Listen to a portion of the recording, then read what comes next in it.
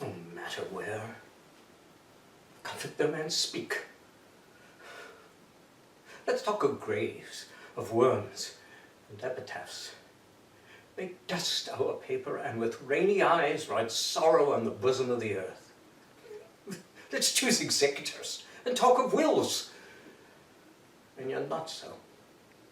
For what can we bequeath, save our deposed bodies to the ground?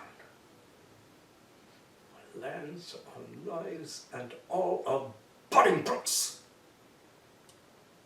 And nothing can we call our own but death, and that small model of the barren earth which serves as paste and cover to our bones.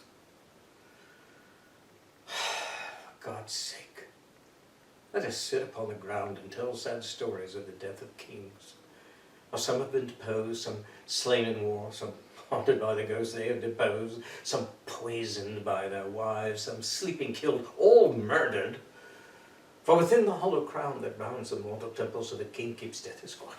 And there the antique sits, mocking his state, grinning at his pomp, allowing him a breath, a little scene to monarch eyes be feared and kill with looks, infusing him with self and vain conceit, as if this flesh which walls about our life were brass impregnable.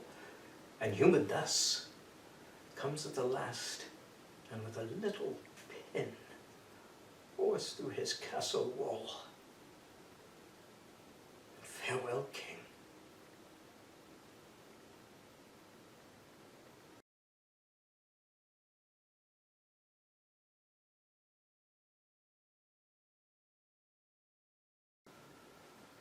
First, I want to make a little speech.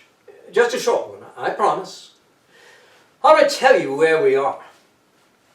We are living in Rome during the 3rd century AD, and at this point in history, the empire is seething with unruly citizens, all smoldering with resentment at the unconscionable gap between them and the ruling class.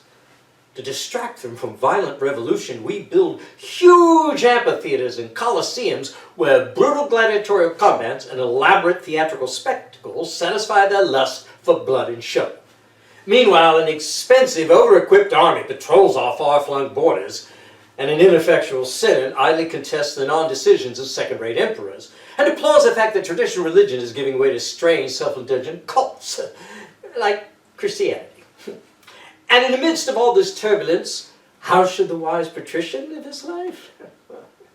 By creating his own small circle of civility.